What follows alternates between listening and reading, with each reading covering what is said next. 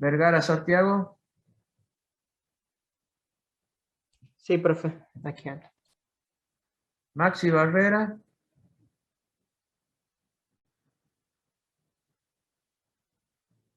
Jesús Ruiz.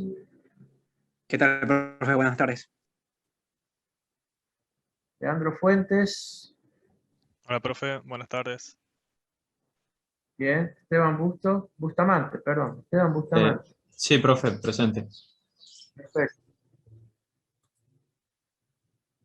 Guillermo Oviedo, ¿no tienes micrófono?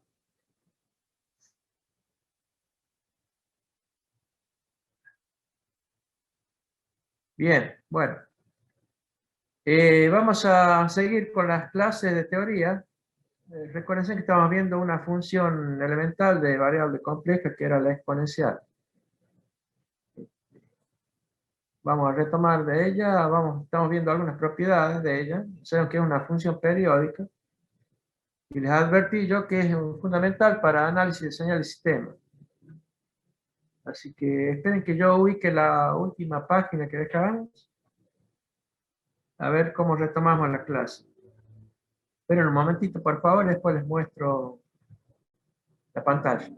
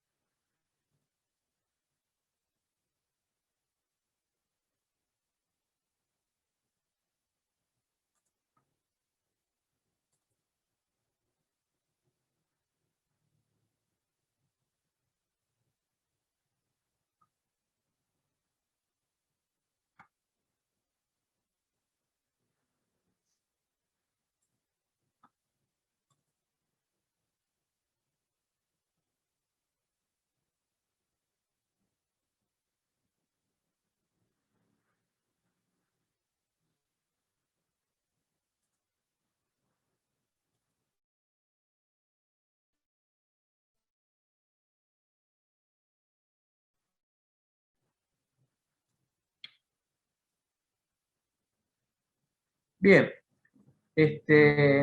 voy a retomar el tema de la exponencial compleja con las propiedades que ella incluye.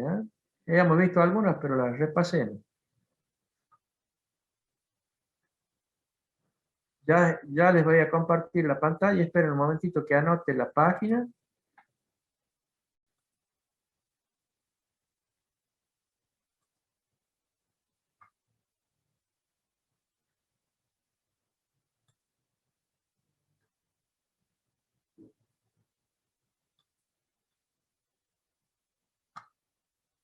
Vamos a arrancar de la página 20 acá.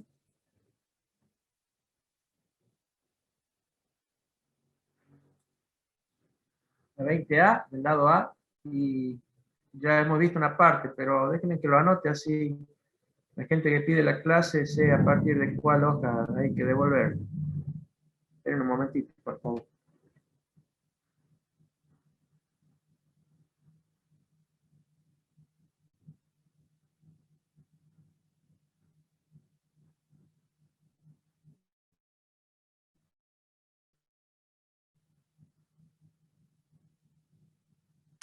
Bien.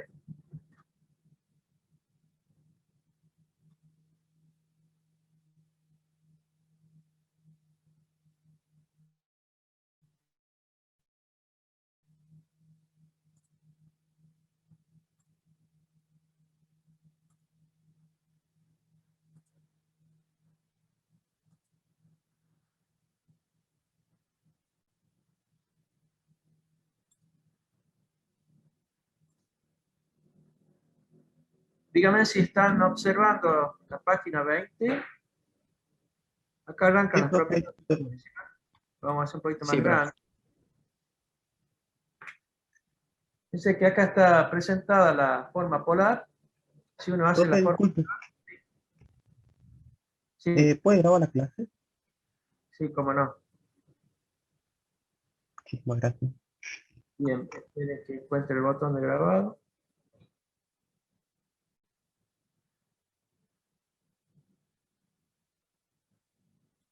Recording in progress. Bien. Bueno, ya saben cómo estaba definida. ¿Se acuerdan que si yo me movía en el eje real, o sea, con imaginario 0, la exponencial compleja, la e a la z, coincide directamente con e a la x. Acá estamos viendo en la primera expresión cómo es el aporte de las funciones u y b,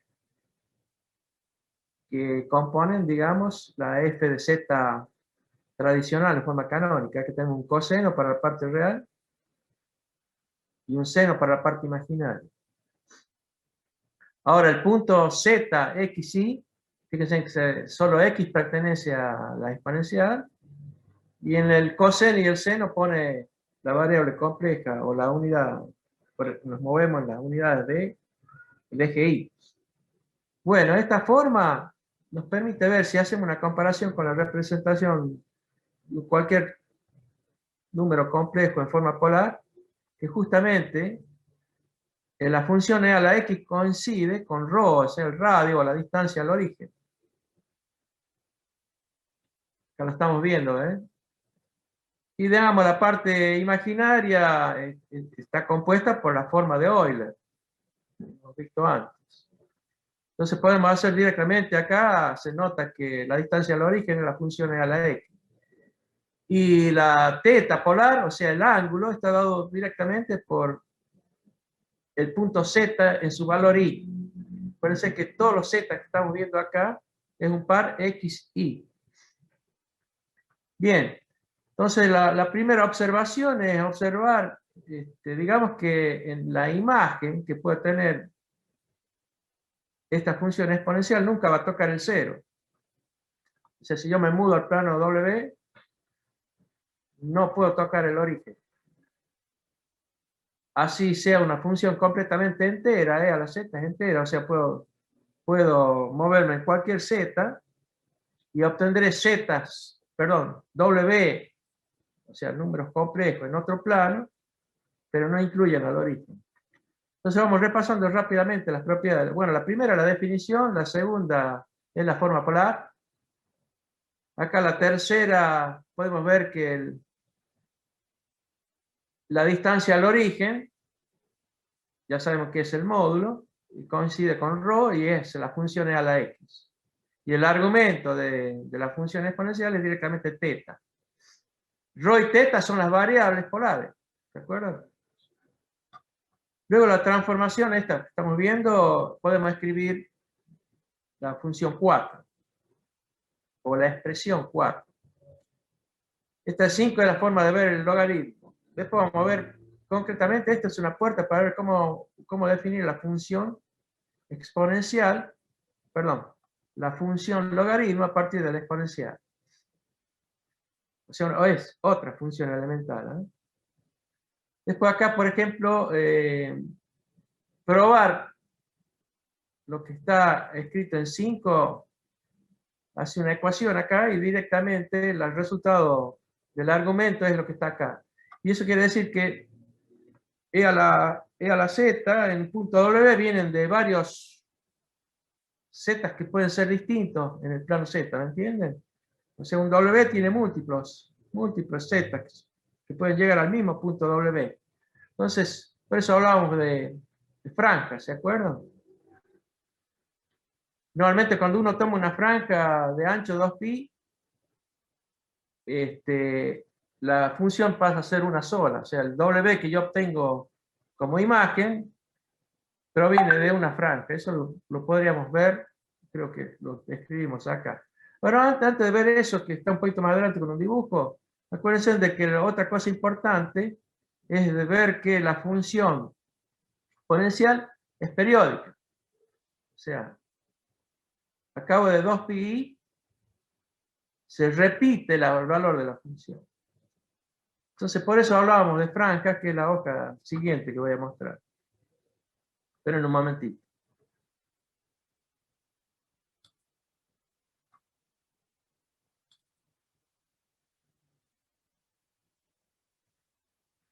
Acá están las franjas que comentamos antes, y al ser periódica se vuelve a repetir el valor. Por eso los W de un punto de imagen de esta función pueden venir de más de un Z. Ahora, esta otra propiedad que estamos observando acá vienen de algo que ya escribimos antes. Esta 8 que está acá, por ejemplo, la exponencial de un producto directamente es la suma de los exponentes. Lo está viendo acá, ¿eh? A ver, otra cosa para observar. Por ejemplo, la 9. Acá en el cociente es la resta de los exponentes, pero siempre y cuando el denominador acá de la exponencial calculado en Z2 no sea nulo. Ahora, por ejemplo, si yo hago la función exponencial justamente en el origen, me va a dar 1. Bueno, eso es fácil de ver, ¿no? Si quieren expresen en la primera fórmula la número 1, vayan, pongan ρ igual a 0 y basta. Y a la x, y a la 0, chao. Siempre es 1. Ahora, vamos a ver la propiedad 10. Si yo hago una potencia con un número entero, directamente multiplico el valor de z. Bueno, esto es como si fuese una propiedad ya conocida, no tiene nada de raro, digamos. Vamos a la número 11, si es que hay una 11.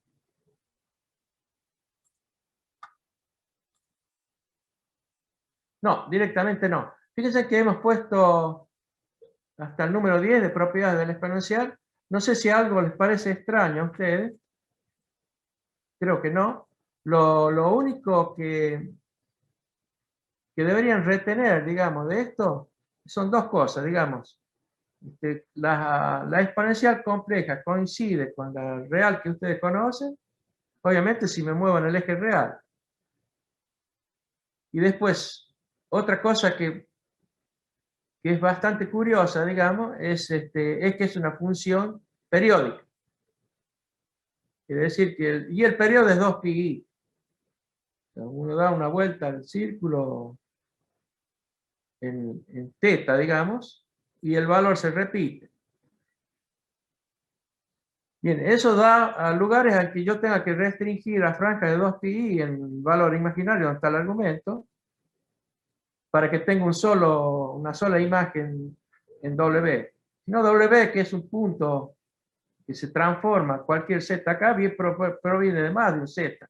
Todos están desplazados en 2πi. Entonces, una cosa que deberíamos notar de la exponencial es que es una función periódica. Y ahora vienen las trigonométricas. Fíjense cómo las construyen. Las propiedades que ya conocen de trigonometría acá se repiten de vuelta, ¿no? Tanto como las derivadas, cuestiones de, por ejemplo, seno cuadrado, coseno cuadrado igual a 1, es una propiedad que también está acá. Bien, ahora, observando estos dos resultados, tanto para el seno y el coseno, yo puedo extender a variables complejas reemplazando el AX, esta que está acá, por Z. ¿Se entiende lo que quiere hacer? Esto es válido para todo número real, entonces, natural definir las funciones seno y coseno de variables complejas, lo que dije antes, reemplazo X por Z. Bueno, vamos a ver que algunas cosas que son completamente ciertas y lógicas y fáciles de deducir, tanto seno y coseno complejos son funciones enteras. Entera, acuérdense que está definida para cualquier z en todo plano complejo. Ya que son combinaciones lineales de funciones enteras. E a la z es entera, lo dijimos antes. Fíjense que acá está la exponencial, ¿no? La que ya conocemos. Ahora, luego, si se conocen las derivadas de las funciones exponenciales de 1, se encuentra que, fíjense que acá no voy a hacer una demostración, pero ya saben, esto es como ya extender lo que ya conocemos de variable real. La derivada de la función seno es coseno. Si voy a derivar el coseno, le cambio el signo y obtengo el seno. Estas dos cositas que están escritas acá ya las conocen, ¿verdad? Les pregunto a todos. Uno cuando está derivando, por supuesto hay una demostración para esto, pero cuando uno hace un ejercicio no está haciendo una demostración. Dice, la derivada del seno es el coseno. ¿Estamos de acuerdo en eso? Eso ya lo conocen, ¿verdad? Sí, profe. Todo, ¿no? O sea, es como hacer un rápido repaso de lo que es trigonometría, pero en variables complejas. O sea, todas esas propiedades que vamos a ver ahora, digamos, casi están tan conocidas. No creo que haya ninguna dificultad o parece una cosa extraña. Entonces, veamos las otras funciones trigonométricas, que son 4. Fíjense que la tangente, ya saben que era el cociente, el seno y coseno. Y la cotangente es invertirlo a ese cociente. Entonces, yo puedo hacer la secante y la cosecante, como está escrito acá. Entonces, todas estas funciones que son de variables complejas, seno, coseno, tangente, cotangente y las secantes, o cosecantes, están escritas acá. Ahora vamos a ver si son analíticas. Seno y coseno seguro que son analíticas. En un punto y en su entorno. Eso es lo que se tiene que acordar siempre. Y después salen un montón de otras conclusiones que las vimos antes, que son un poco más profundas. Pero la puerta que abre, decir, es analítica, es simplemente decir, es derivable ahí en el punto y en su vecindad. Eso es analiticidad. Bien, obviamente estas funciones pasan a ser también analíticas. Pero vamos a ver cuándo no lo son. Bueno, fíjense, tangente de z y secante de z tienen coseno de z abajo. O sea, si yo tomo una raíz de esa función, son e, coseno no puede ser 0. Bueno, y también para la cotangente de z y la cosecante de z, son analíticas cuando el seno no sea mismo. Ahora vamos a ver todas las derivadas de estas. Las derivadas, fíjense que acá las que son más fáciles de acordarse son estas dos, nada más. Yo me acuerdo de estas dos, creo que ustedes también. Cuando uno hace seno, dice coseno, y si digo coseno, hago menos seno en las derivadas. Estas que están escritas acá, por favor, no tiene sentido que las aprendamos de memoria, no me voy a acordar nunca. Vaya a una tabla y me fijo. Estas que están escritas como 4. ¿Se entiende lo que estoy diciendo? Fíjense que no son fáciles de acordar. La derivada de la tangente acá está como secante cuadrada. La derivada de la cotangente de z, el menos la cosecante cuadrada. Y así, van a ver otras un poco más complejas, como la derivada de la secante, aparecen dos funciones. Secante de z y la tangente de z. Y de la cosecante, acá hay un signo, cosecante de z, fíjense que la misma función se repite, cambiada, acá cambia de signo, acá no, pero por otra función más. Todas estas derivadas, les digo, es como para ir y verlas en un machete, no quiero que nadie se va a acordar de memoria, salvo que un tipo que está estudiando siempre. ¿Se entiende lo que digo, no? Pregunto. 4, vamos a ver una tablita, no es para acordarse de memoria. Simplemente saber que existen y obviamente son ciertos. Vamos a la página siguiente.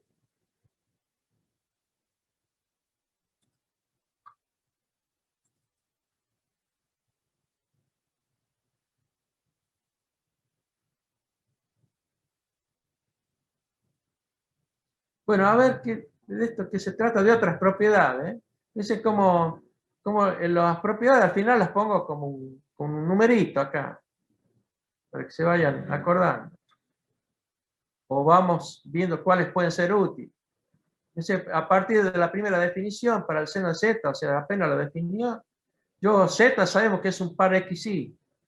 Bueno, si yo me pongo a hacer el trabajo de poner el z con forma canónica acá en la función seno complejo, hago todo este trabajo y voy a obtener que el seno de z expresada en las funciones reales, pasa a ser esto. ¿Se entiende lo que está haciendo, no? Entonces, fíjense que esta que está acá, la función u de xy, es una función compuesta. Y la b también. Ahora, ¿para qué sirve esto? Fíjense que acá puedo decir que el seno de z, estas son unas propiedades que yo creo que ya no sé si la vieron, si se acuerdan. Puedo igualarla a estas igualdades por ahí. Cuando hace algún trabajo en algún problema puede ser útil. Pero, insisto, esta que está escrita acá no me voy a acordar nunca. ¿Se entiende? Pero yo el seno de z la puedo expresar como funciones reales, como estamos viendo acá. Acá este coseno hiperbólico. Coseno hiperbólico, el seno hiperbólico. Todo sabiendo que cualquier z está compuesto por un par xy. Entonces, en la forma canónica de la función de variable compleja, nosotros podemos decir la función u, o sea, la parte real, es esta producto de dos funciones. La imaginaria, la b, es esta otra. Bueno, acá hay otra propiedad. A partir del coseno puedo obtener esta otra. Fíjense, hizo seno primero, hizo todo este trabajo, y pudo ver que esta que está acá, la puedo reemplazar. Y el caso del coseno, bueno, ponemos el 6, esto que está acá, y vamos a ver de 5 y 6 qué es lo que puedo lograr. Yo puedo hacer que el seno, moviéndome en el eje imaginario, puedo compararlo, es como si la variable imaginaria la sacara afuera, pero transforma el seno en el seno hiperbólico. Lo mismo pasa con el coseno. El coseno de y sale afuera, pasa a ser hiperbólico. Esta propiedad 7 que está acá, de las 5, 6, 7, todavía no vemos ninguna útil. La que sí puede ser útil, estas que vienen a posterior, es como para saber qué periodicidad tiene.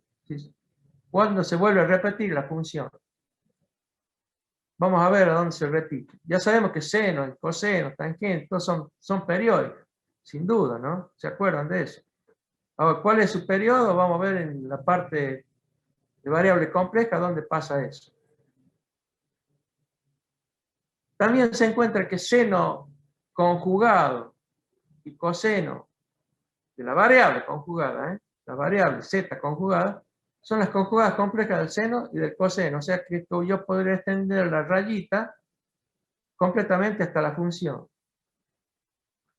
El carácter periódico de las funciones seno y coseno también puede ser observado a partir de 5 y 6. Está escrito acá. Nos serviría para deducir lo siguiente. Fíjense que yo pongo seno y le pongo el periodo del seno. Yo sé que es 2pi. Acuérdense que en la parte, hablando de la función real, pero se pasa lo mismo para la función compleja. El periodo es 2pi. Y se vuelve a repetir la función. Ahora, si hago mitad de periodo, z por mitad de periodo, cambia el signo. Eso también, si uno pensara en la forma real, o sea, hacer un dibujito de la función, cuando uno hace seno y coseno, esto, si yo lo quisiera hacer en forma compleja, tendría que cambiar el plano, que son las dos, ¿vale? Z tiene dos partes, o sea, X y Y están implícitos acá adentro, pero no sé si lo puedo ver simplemente que en un periodo cambia el signo y a mitad de periodo, perdón, en un periodo se repite y a mitad de periodo cambia el signo. Tal cual lo hace la función real. Para el coseno también es 2pi.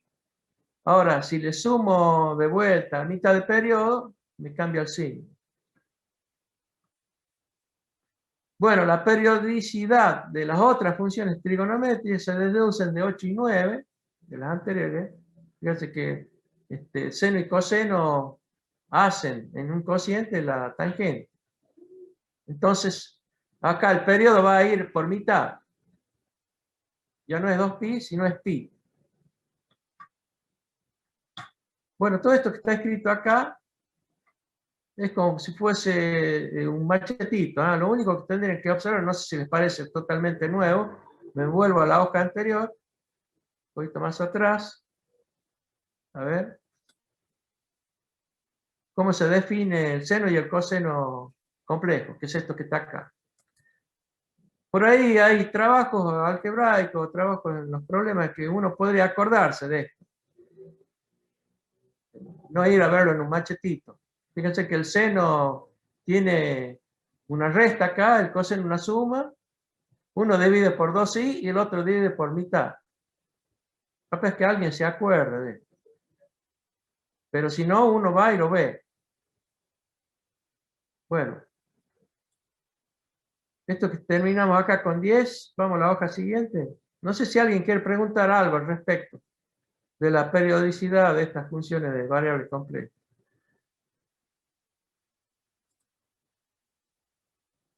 De mi parte no, profe. Por el momento no. Bien, estas propiedades que vienen ahora, también no es un machete, no se puede acordar de memoria, salvo algunas que siempre quedan porque son muy útiles. La vamos a ver rápidamente. Acá están otras propiedades de las funciones trigonométricas. Ahora, el módulo al cuadrado, acuérdense que esto que está acá, el módulo da idea a la distancia, de la distancia al origen. Pero es un número real. Bueno, acá para evitar la raíz está al cuadrado. Pero esto se tiene como esta igualdad. Son fórmulas, digamos. O sea, fíjense que la fórmula 1, 5 y 6 se puede demostrar que no lo vamos a demostrar, lo escribimos directamente. Seno de z, el módulo al cuadrado es el seno cuadrado de x, más el seno hiperbólico al cuadrado de y. Bueno, esta otra que está acá es para el coseno. No sé que no vale la pena que yo me ponga a leer lo que dice acá. Está escrito. Ahora, la que sí es útil y conocida, yo creo que es esta, la número 3. ¿La están viendo acá? No sé si muchas veces la han usado ustedes. Seno cuadrado y coseno cuadrado hacen siempre, caen en 1. Es un número real, ¿eh? Si fuese x, seno de x, coseno de x, también es un número real. Acá siendo complejo quiere decir que me puedo mover ya en el plano, no directamente en el eje real y resulta ser siempre lo mismo. Esto es muy fuerte. Va a caer en W en el eje real en 1. Cualquiera sea z. ¿Eh? Acá seno de la suma. Hay alguien que se puede acordar que como una regla mnemotécnica, cómo encontrar seno de z1, coseno de z2 y después los invierte y no pasa nada. ¿Eh? Coseno de z1, seno de z2. Capaz que esta uno la puede reducir fácilmente. Para el coseno hay un signo acá. Hago la permuta de z1 y z2 en las funciones, pero acá hay un signo. Ahora, fíjense que acá puede ser que uno puede decir que el seno es par y el seno es impar y el coseno es par. O sea, acá en 6, ¿se acuerdan lo que es una función par y una función impar? ¿O no se acuerdan? Sí, profe. Sí, pues. Bien, acá ya sabemos que el seno es impar, o sea, imagínense en esto, cuando yo estoy haciendo el seno real, si yo me muevo con un z positivo y me fijo en el z, con un x positivo y me fijo en el mismo x negativo, cambia de signo la función. Ese es par. En cambio, si hago lo mismo para el coseno, esto es impar, para el seno. Si hago lo mismo para el coseno, no tiene signo, sigue siendo el mismo signo. Esa es la función par. Cuando hagamos dibujitos en análisis de señal y sistema, se usa bastante, esto que estoy mencionando acá, que el seno es par y el coseno es par, podemos hablar de funciones cualquier otras, que pueden ser par o impar, sobre todo cuando hacemos lo que se llama desarrollo en serie de Fourier. Si voy a hacer un desarrollo en serie de Fourier, si la función llega a ser par, solo va a haber cosenos adentro, en la serie. Los términos que componen la serie, las funciones que componen la serie, van a ser todos cosenos. Y si fuese impar, se desarrolla por senos. Eso yo creo que ya lo conocen de Taylor, no sé si se acuerdan de eso. Eso lo vamos a ver obviamente más adelante. Acá lo estamos viendo las funciones trigonométricas. Bueno, una función copia a la otra, el seno y el coseno están desplazados en pi sobre 2. ¿Se acuerdan de eso? Si uno hace un Sí, profe. dibujito Sí, profe, lo vimos en física. hacia adelante o hacia Para el atrás, desfasaje. en pi sobre 2. Bueno, acá obviamente yo no puedo hacer un dibujito como la función seno de x, coseno de x, marcando el tiempo y viendo el valor. Acá estamos moviendo en un plano, ¿eh? No puedo hacer un dibujito, es más difícil eso. ¿Se entiende? Entonces, pero simplemente yo puedo escribir que uno está desfasado de otro en pi sobre 2. Ahora, el seno de 2z, bueno, acá saca esto, no sé si uno se puede acordar de esto. Seno de 2 veces la variable, sale el 2 afuera y hago un producto de seno por coseno. Y en el coseno pasa lo mismo. No pasa lo mismo. Esto es difícil de acordarse, ¿no? Coseno cuadrado menos seno cuadrado. No sé si alguien vio esta y se podría acordar, pero digamos, las que son fáciles de acordarse y uno puede tener presente, esta es la número 3 y la número 6 y la número 7 también. Estas otras que están escritas acá, es muy difícil de acordar, solo servirían para algún caso, que estos dos numeritos son un machete, ¿eh? Bueno, obviamente vamos a ver los ceros de una función. Obviamente el cero significa yo tomo la variable y el resultado es 0. En cuestiones de análisis de señal del sistema hay dos cosas que son importantes y que van a ser el resumen de análisis complejo cuando uno toma un examen, es saber qué es lo que es un cero de una función y otra es saber qué es un polo. Y son las cosas, digamos, casi opuestas. El cero, obviamente, la función se anula, donde pongo la variable y resulta que su imagen cae justamente ahí en el otro plano, en el W, en el origen. Ese es un cero. Y ahora, si yo tomo una variable zx y me da infinito, se dispara el cuerno al punto al infinito, o sea, no lo puedo definir, ese es un polo.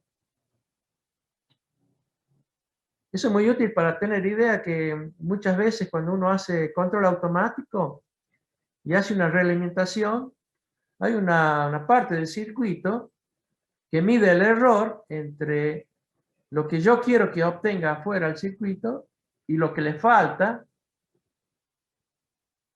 de la... Yo pongo una cosa, a ver si me explico en esto. No sé si lo dije antes, pero lo digo con palabras, después lo veremos con diagrama de bloque y todo lo demás, e incluso en otras materias se van a explicar mucho mejor, porque esto es simplemente matemáticas, lo otro son circuitos reales.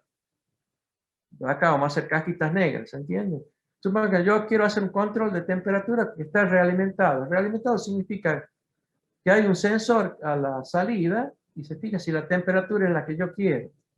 Y esa muestra la vuelve hacia la entrada, donde la entrada es, yo tengo que, imagínense un potenciómetro que dice acá que yo quiero 10 grados. Y a la salida puede estar tratando el sistema ir a 10 grados. Obviamente quiero saber qué temperatura hay en la salida. Para asegurarme de que sean 10 grados, los sistemas automáticos, realimentados y con realimentación negativa, hay otra parte del circuito que toma una muestra y la vuelve a la entrada. Y en la entrada hace una diferencia de qué es lo que tiene la salida con lo que yo puse. Entonces esa diferencia da el error. Si hay 11 grados y no 10 grados, tienen un valor de error 1. Lo que yo pretendo es que el sistema, el error vaya a 0. Y la reglamentación hace exactamente eso. Entonces quiere decir que esa cajita negra que está haciendo la realimentación y después va a un sumador, tiene que tener como resultado 0. Cuando yo obtengo 0, el sistema ya no corrige más. Entonces tiene importancia saber qué es lo que es un 0 de una función. Por eso yo me explayé acá como para decir, vamos a ver cuáles son los ceros, los ceros. Están acá escritos. Pero sirve para algo. Y todo lo contrario es cuando el sistema no lo puedo controlar y se me va al carajo, es un polvo. Entonces el sistema toma los valores de la fuente o empieza a oscilar. Es algo que en muchos casos no querido y otras veces hecho a propósito. Puede ser que si yo quisiera lograr un oscilador, a propósito lo hago oscilar, lo hago inestable. ¿Me entienden? Bueno, veamos qué es el concepto de 0 acá. 0 de una función. Un valor específico de z para el cual la función llega a ser 0 se llama a z como 0 de la función. Los ceros de las funciones seno y coseno de z son todos reales. Quiere decir que están en el eje real. Si yo me muevo con un poquito del eje real, chao, no me va a dar nunca 0. Fíjense cómo está escrito acá. Función de variable compleja, seno de z igual a 0. Sí, solo si la variable z es un real. ¿Ves que dice n veces pi?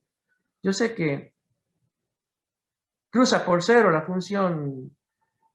Imaginemos la real, ¿se acuerdan? Cada vez que toco pi y n veces pi es 0. Acá la variable es compleja. O sea, tiene dos componentes, pero estoy pidiendo que la parte imaginaria sea nula.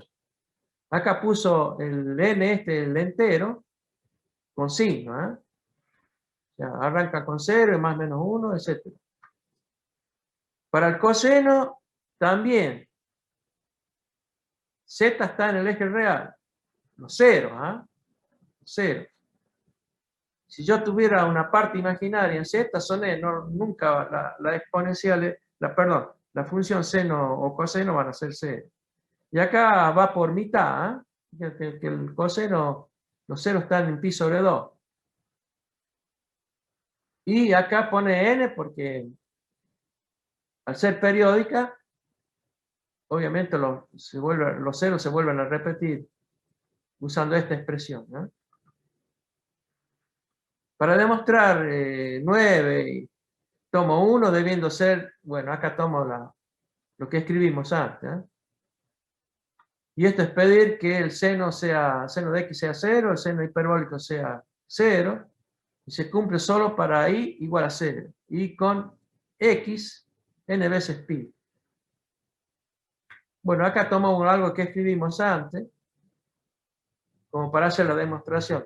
Acuérdense que las demostraciones matemáticas de estas cuestiones que estamos viendo de análisis complejo, la mayoría dijimos no lo vamos a demostrar. Si hay algo que demostrar, yo se los aclaro. Esta demostración está cortita, solo como para dar un ejemplo. Pero demostraciones esas larguísimas, ninguna. Solo queda lo conceptual. Bien, vamos a ver la hoja siguiente que dice.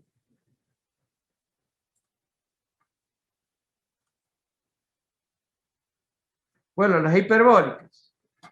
Acá, en variable compleja, vamos a ver cómo son. Esperen un momentito que agrande un poquito esto que está acá.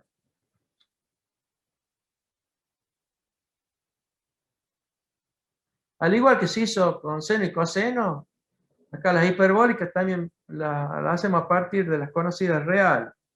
Y directamente acá, fíjate cómo están escritas. Variables complejas se pueden definir las hiperbólicas como una extensión de las de variable real. Entonces es válido definir coseno hiperbólico acá y seno hiperbólico. Dice que si uno hiciera la analogía con seno y coseno, Acá la diferencia es que no está la unidad imaginaria. A ver, ¿quieren que vuelva a ver cómo era el seno y coseno?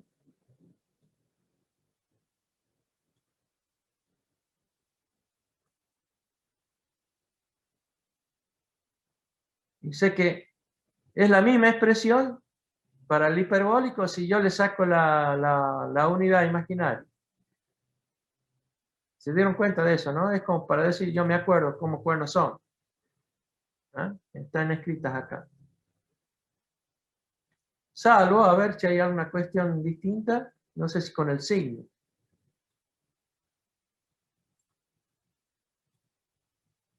El seno tiene menos y el coseno tiene más. Veamos acá.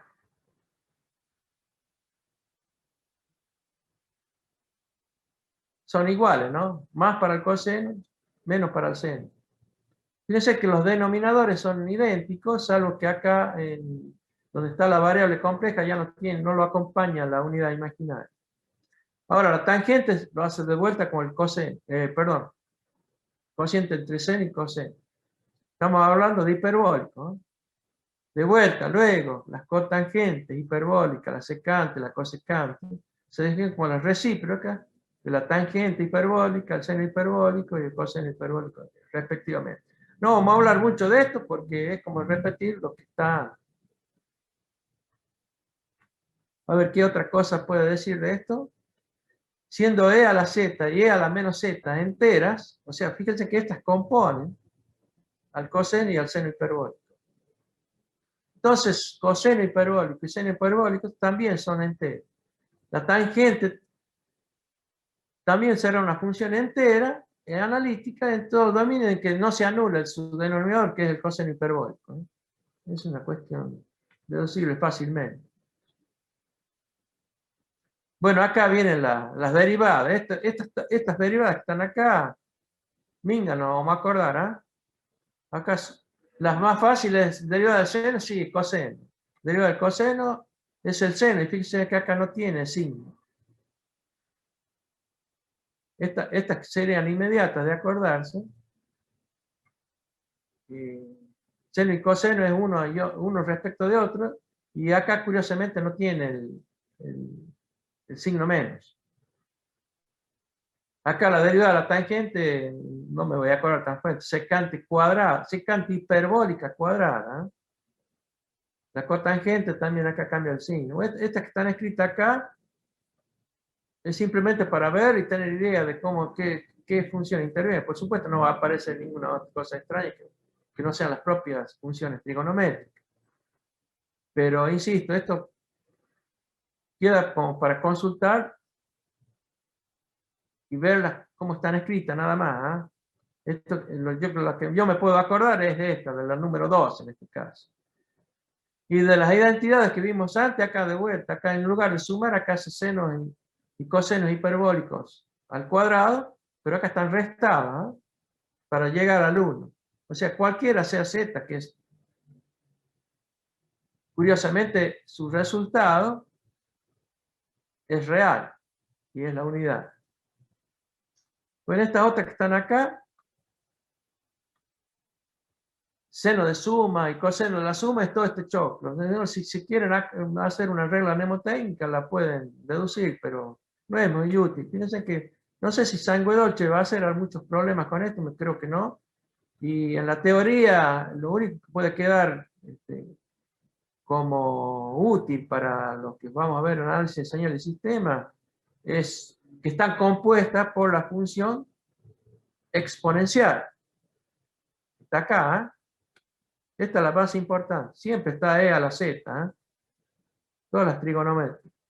Y ya dijimos que la más importante, digamos, en principio, y ahora vamos a ver más a posterior, que la exponencial compleja es la que uno más se va a usar en análisis de señal de sistema. Bien, esto que está escrito acá, y vamos a ver si está, por ahí sale el periodo. Acá podemos decir si es par o impar o no. A ver, no, decir, si hago i por z, sale la i afuera. Como habíamos escrito antes, ¿eh? Acá no sale afuera, sino se repite con la función que no es hiperbólica. O sea, la hiperbólica con una función que no es hiperbólica están acá, ¿no? Acá, si hago seno de iz, que no es hiperbólica, lo hago va a aparecer con una hiperbólica y aparece la unidad imaginaria. Esto no sé si tendrán alguna utilidad. Fíjense que todo esto que está escrito acá, hasta la propiedad 10, lo único que yo les pido es que se acuerden de alguna de estas. Esta que está acá, cuando llego a la unidad, y si por ahí si quieren hacer suma, el seno hiperbólico, es una suma de dos variables, digamos, puede haber una regla mnemotécnica para acordarse de esto. Si no, vengo y me pico en un machete. No tiene sentido acordarse de memoria. Vamos a la página siguiente. Ya.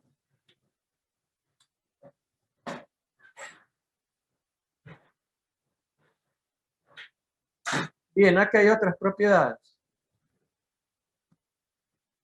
Y acá terminan todas las trigonométricas y vamos a ir a otra función elemental que es el logaritmo, ¿eh? Esperen que le amplíe un poquito y terminamos con las hiperbólicas o las trigonométricas, digamos. Terminen con las hiperbólicas.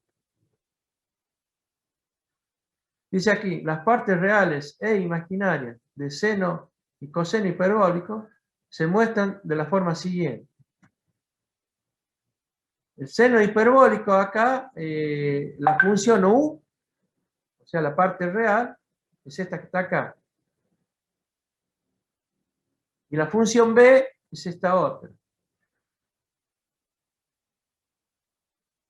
Bueno, esta notación es como para decir la forma canónica del seno hiperbólico, el coseno hiperbólico está compuesta por estas funciones u y estas funciones b. No sé si es fácil acordarse qué utilidad tiene, pero obviamente, fíjense que cuando hablamos o hicimos la introducción de funciones de variables complejas, siempre ponemos una f de z y está compuesta por otras dos funciones, de variable real y de valores reales, que son u y b. Y las variables son dos, x e y. Acá lo vuelvo a repetir, z es un par x, y. También se puede decir que el módulo al cuadrado de la hiperbólica son estos que están acá. Obviamente, fíjense que son números reales, ¿eh? Acá no hay nada imaginario, ¿eh? Ya sabemos que el módulo es un número real, si lo elevo al cuadrado, va a seguir siendo real. Y si acuérdense siempre, el módulo da idea de la distancia al origen. A ver, nota final. Vamos a ver la periodicidad. Seno y coseno hiperbólicos son periódicas, de periodo 2πi. La tangente hiperbólica es de periodo mitad, pi. O sea, se repiten tanto lo que vimos en variable real, los periodos son iguales. Tanto para seno, coseno, tangente y todas las hiperbólicas que estamos viendo ahora. Ahora los ceros de la función que estamos hablando antes, acá se producen también. Fíjense que este se desplaza en el eje imaginario, ¿eh? A diferencia de ser reales, estos son imaginarios. Y son puntitos que van pegando saltos, ¿eh? Los saltitos son de valor pi.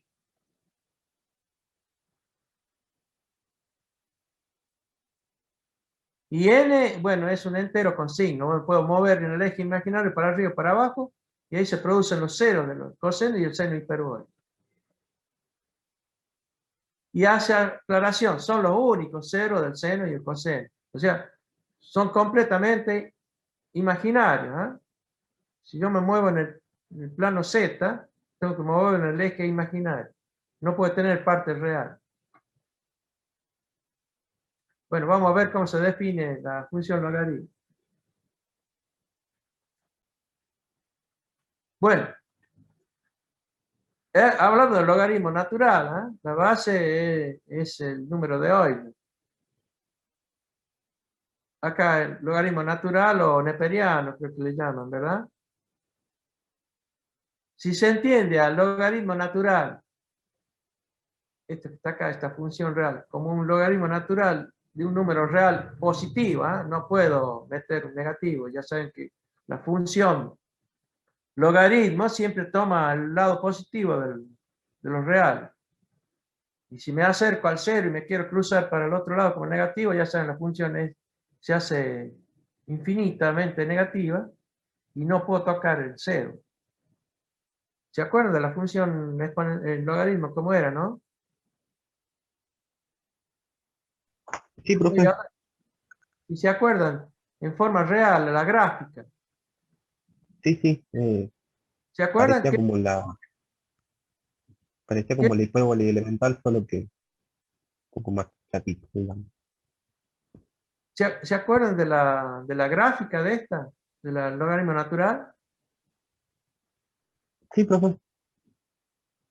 Acuérdense que si yo tomara la identidad, estaba hablando de reales, ¿no? Para que no acordemos.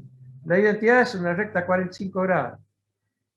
La exponencial e a la x toma valores siempre positivos. Voy a hacer un dibujito mejor, a ver si se entiende. Bueno, por ahí esto ayuda, porque por ahí uno está pensando en una cosa que parece extraña, pero yo creo que ayuda. A ver. Obviamente, esto, lo que estamos viendo es en base a lo real y después pasamos a complejo. Y pasar a complejo, ya dijimos, si me muevo por el eje real del plano complejo, la función de variables